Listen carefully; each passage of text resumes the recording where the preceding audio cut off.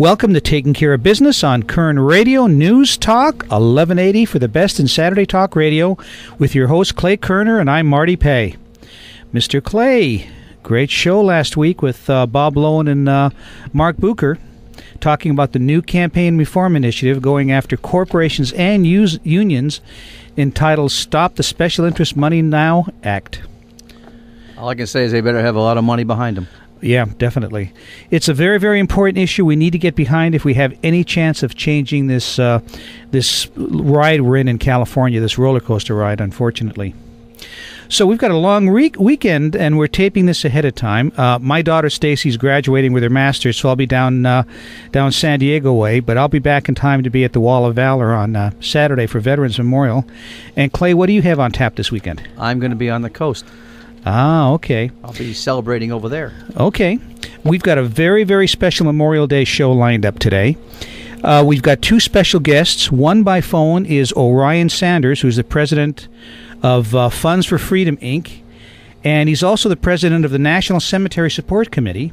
And in studio later on today, we're going to have Jeremy Statt, who's going to, and we'll talk a little more in a little more detail to Jeremy in a little bit. Orion, welcome to Taking Care of Business. Thank you, Marty. Tell us a little bit about Funds for Freedom. What do they do? Funds for Freedom is a nonprofit organization that started in 2004, primarily to raise money for the Bakersfield National Cemetery's Memorial Walkway. Since then, we've kind of grown into doing a lot of veteran and children causes. We do toy runs and things like that also. Now, you've been raising funds. I was noticing an article, I think the article was like 3 years old, saying that at that time you guys have been raising funds for the cemetery for 6 or 7 years. I mean, long before it was even it was just a dream at that time. Yeah, at the time we started Funds for Freedom was right when they announced that there was going to be a national cemetery in the Kern County area. And we wanted to raise money to build the Memorial Walkway. Now, the Memorial Walkway is part of the cemetery that is not funded by the Veterans Administration, and so we have to get private funding and things like that for to build the walkway. We knew that the cemetery was going to be built. We knew that there was going to be a walkway, and so we started putting on fundraising efforts to help build that when the time came. Mm-hmm. But that Memorial Walkway hasn't been built yet, right? It's still in the planning session. No, the Memorial Walkway right now is in the planning stages.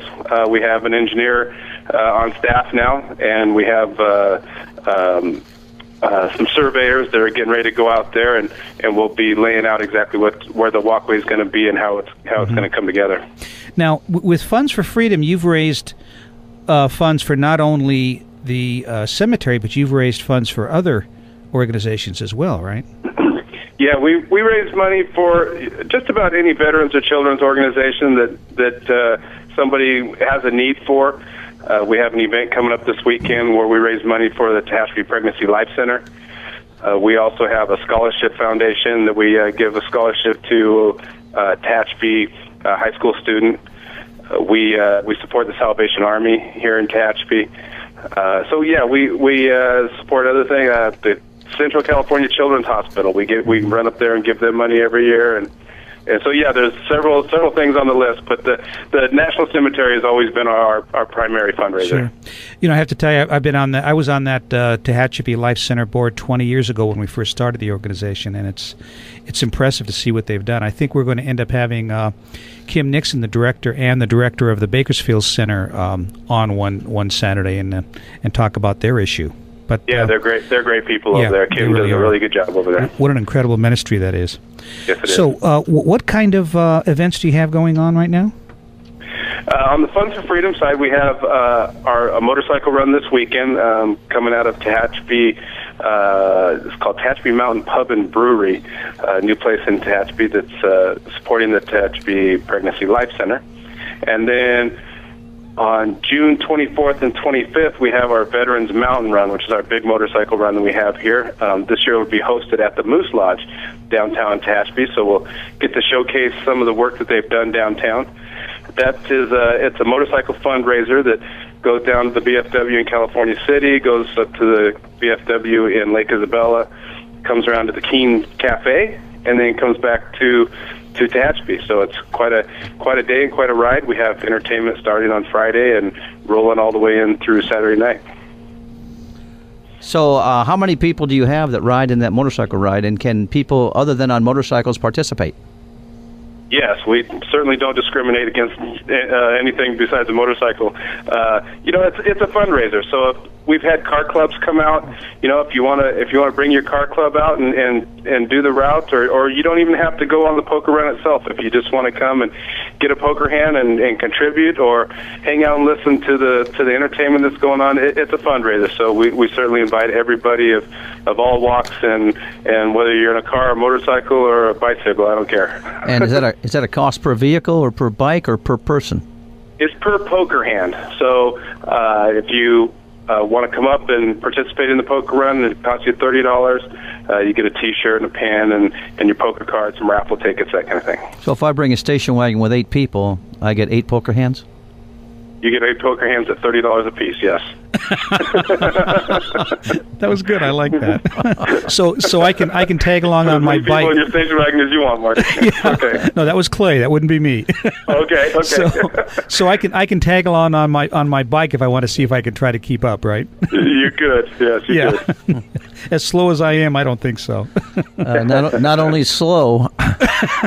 There you go. Well, middle-aged guy on a bike isn't the prettiest thing. So what's your website? I'm trying to segregate this between the National Cemetery Support Committee that you're on and Funds for Freedom. So what's your website for Funds for Freedom? I noticed looking it up this morning, you've got great websites, it looks like, for each year of the run. Yeah, it is Funds for Freedom, Inc., INC.com. Mm-hmm. And that's 4 as in FOR. Okay, great. Have you been involved in the cemetery since it opened? Yes. So I understand that the official groundbreaking and attendance ceremony took place on December 7th, which I found really interesting. Yeah, we did that on December 7th. I think it was 2008. Wow. I think. Wow. Yeah. It was. Yeah, that's right. That's right. Yeah. It's been a few years now. Mm-hmm. But yeah, we had a groundbreaking ceremony then, and we've had our first interments. We've been they've been interring people there now for a couple of years. We got over 1,000 burials there at the cemetery now. So wow. Now you were telling me the other day, Orion, when you and I were talking about the show, you were telling me that the Veterans Administration only pays for the burial? Yeah, the Veterans Administration pays for the burial of our servicemen. That's what it's primarily for. They don't have big ceremonies or anything like that. They don't do graveside ceremonies. It is strictly for just burying our fallen heroes. So they don't pay for some of the other other things on the property that the public would like to see that are things that may memorialize maybe the Marines in particular, or different branches of the service, or even a certain campaign. So the memorial walkway, that's what that area is for, is so that we can have a place where families and loved ones can come and reflect. They can see the memorials that have been donated by different civic organizations. And a place of solitude, a place where you can sit and reflect and remember our loved ones and our heroes. Sure. When we come back, I want to talk to you more about the National Cemetery Support Committee. We'll be back in a minute on Taking Care of Business on Kern Radio Newstalk 1180.